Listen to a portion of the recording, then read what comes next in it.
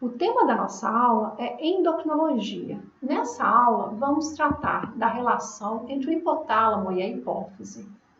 A glândula hipófise está localizada logo abaixo do hipotálamo, estando protegida pelo osso esfenoide. A hipófise também pode ser denominada pituitária, sendo subdividida em hipófise anterior e hipófise posterior. A hipófise anterior também pode ser denominada adenohipófise, enquanto a hipófise posterior também pode ser denominada neurohipófise. Essa glândula possui cerca de 1 centímetro de diâmetro e um peso que varia de 500 mg a 1 grama. Essa glândula está diretamente ligada ao hipotálamo pela haste hipofisária. O hipotálamo é responsável pela regulação da liberação de todos os hormônios da hipófise. No hipotálamo existem neurônios cujo corpo celular é maior. Esses neurônios são denominados magnocelulares. O axônio dos neurônios magnocelulares se projetam para a neurohipófise, onde ocorrerá a liberação de neurohormônios na corrente circulatória. Aqueles neurônios do hipotálamo que possuem um corpo celular menor são chamados de neurônios parvicelulares. Os neurônios parvicelulares se projetam para a eminência mediana. Na eminência mediana, esses neurônios irão liberar os seus neurohormônios nos vasos que compõem o sistema porta hipotalâmico-hipofisário. Esses vasos sanguíneos levam os hormônios diretamente para a adenohipófise. Os neurônios se projetam para a eminência mediana e liberam na eminência mediana os seus neurohormônios. Esses hormônios são absorvidos pelo sistema porta hipotalâmico-hipofisário e vão diretamente para a adenohipófise. Na adenohipófise, esses hormônios irão regular a atividade das células da adenohipófise, estimulando ou inibindo a liberação dos hormônios da adenohipófise. A adenohipófise possui diferentes tipos celulares. A coloração da adenohipófise nos permite distinguir pelo menos 5 tipos celulares. A adenohipófise possui corticotrófos, tireotrófos, gonadotrófos, somatotrófos e lactotrófos. Essa é a nomenclatura dos tipos celulares que a adenohipófise possui. Os corticotrófos são células da adenohipófise especializadas na síntese e liberação de corticotropina. Os tireotrófos são tipos celulares da adenohipófise especializados na liberação da tireotropina. Os gonadotrófos são células especializadas na síntese e secreção das gonadotrofinas. Somatotrófos são células especializadas na síntese e liberação do hormônio do crescimento. Os lactotrófos são células especializadas na síntese e liberação da prolactina. A prolactina é um hormônio liberado pelos lactotrófos, tipos celulares da adenohipófise. Prolactina encontra receptores nas glândulas mamárias e participa da produção de leite. Os somatotrófos são responsáveis pela liberação de hormônio do crescimento. O hormônio do crescimento vai agir no sistema músculo-esquelético. Os tireotrófos liberam para a corrente circulatória a tireotropina, ou hormônio tiroestimulante, que encontra receptores na tireoide.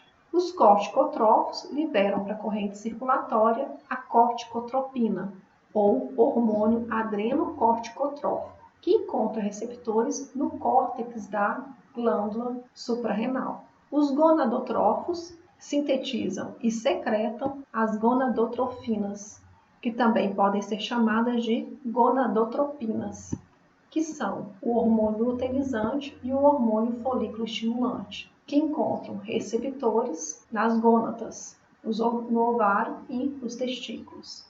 Por exemplo, o hipotálamo libera, na eminência mediana, o hormônio liberador de corticotropina. Sendo esse hormônio liberado por um neurônio parvicelular, ele também pode ser considerado um neurohormônio. Uma vez que o CRH cai no sistema porta hipotalâmico hipofisário, ele será direcionado para a adenohipófise e encontrará o seu receptor nos corticotrófos. O receptor do CRH é um receptor acoplado à proteína G estimulatória, portanto, terá um aumento nos níveis de AMP5 e estimulará a PKA. PKA será importante para a secreção do hormônio adrenocorticotrópico ou hormônio adrenocorticotrófico. O hormônio adrenocorticotrópico possui tropismo pelo córtex da glândula suprarrenal. Encontrará receptores no córtex da glândula suprarrenal. O receptor para o ACTH também é um receptor acoplado à proteína G estimulatória, o que vai estimular a liberação do hormônio cortisol. Cortisol age nos tecidos onde ele encontrar o seu receptor. Cortisol é um hormônio esteroide, então ele possui a capacidade de atravessar a membrana plasmática e possui capacidade de agir regulando a expressão gênica. Porém, nem todas as ações do cortisol será através da regulação da expressão gênica. Cortisol também possui ações que são não genômicas. Dessa forma, existe um eixo que é chamado de eixo hipotálamo, hipófise, suprarrenal.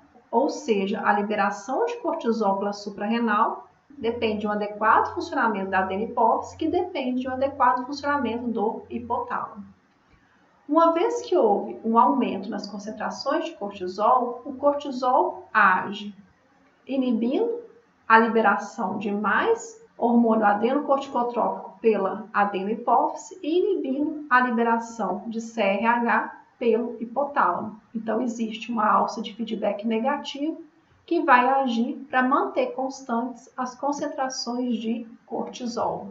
Um dos efeitos do cortisol é aumentar a concentração sanguínea de glicose. Por esse motivo, cortisol é considerado um hormônio glicocorticoide. É um hormônio liberado pelo córtex da glândula suprarrenal que age no metabolismo de glicose. Se houver uma administração exógena de cortisol, o cortisol exógeno também é capaz de reduzir a liberação de CRH pelo hipotálamo, reduzir a liberação de ACTH pela glândula adenohipófise. Então, dessa forma, não ocorrerá liberação de cortisol ou reduzirá a liberação de cortisol pela suprarrenal. O cortisol exógeno irá agir no tecido-alvo, promovendo a resposta desejada. Para cada hormônio liberado pela adenohipófise, haverá hormônios hipotalâmicos que serão responsáveis pela sua regulação. Por exemplo, a liberação pela adenohipófise do hormônio luteinizante e do hormônio folículo estimulante é regulada pelo hormônio liberador das gonadotrofinas. Então, este hormônio age estimulando a liberação de LH e de FSH pela adenohipófise. O R está relacionado com a palavra release do inglês. Então, toda vez que tiver R na sigla do hormônio hipotalâmico, ele vai agir estimulando a liberação do hormônio da adenohipófise. O hormônio do crescimento, GH, é regulado pelo hormônio liberador de hormônio do crescimento, que estimula a liberação do hormônio do crescimento, e pela somatostatina. Alguns livros chamam a somatostatina de GHIH, hormônio inibidor da liberação de hormônio do crescimento. A liberação de ACTH sofre regulação pelo CRH, hormônio liberador de corticotropinas. Então, nós podemos chamar a ACTH também de corticotropina, mas o mais comum é ACTH, hormônio adrenocorticotrópico. A liberação do hormônio tireoestimulante sofre regulação do hormônio liberador de tireotropina.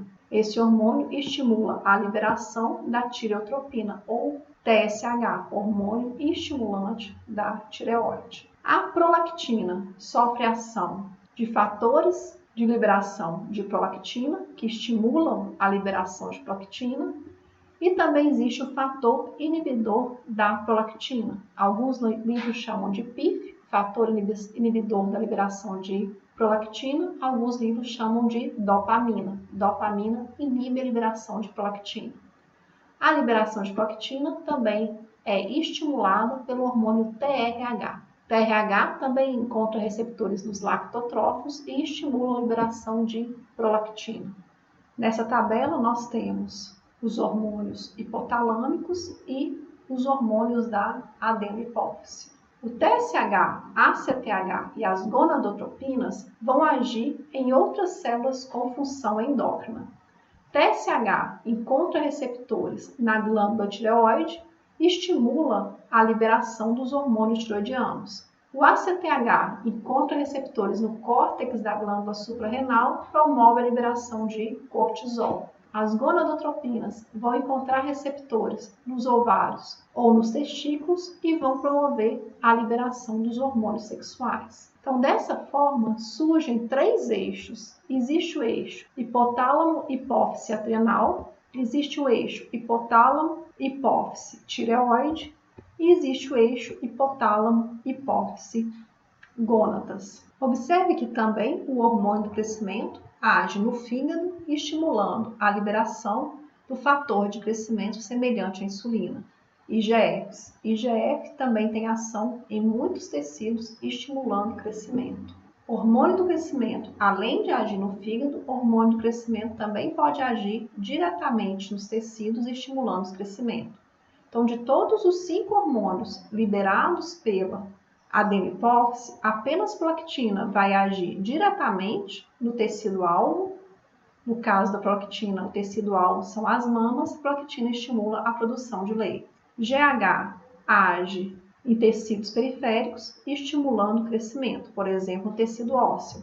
Mas GH também pode agir no fígado e agir via fator de crescimento semelhante à insulina, também chamado de somatomedinas. Nós vimos que, uma vez que o cortisol é produzido, o cortisol faz feedback negativo na adenopófise, inibindo a liberação de ACTH, e cortisol faz feedback negativo no hipotálamo, inibindo a liberação de CRH. De forma geral, a mesma coisa acontecerá com os outros hormônios. O hormônio produzido pela glândula vai ser capaz de fazer feedback negativo na adenopófise e feedback negativo no hipotálamo. Essa alça de retroalimentação negativa é considerada uma alça longa, mas também pode ocorrer uma alça curta, onde o hormônio produzido pela adenopófise age no hipotálamo, inibindo a liberação do hormônio hipotalâmico. Além de regular a função da adenopófise, o hipotálamo também regula a função da neurohipófise.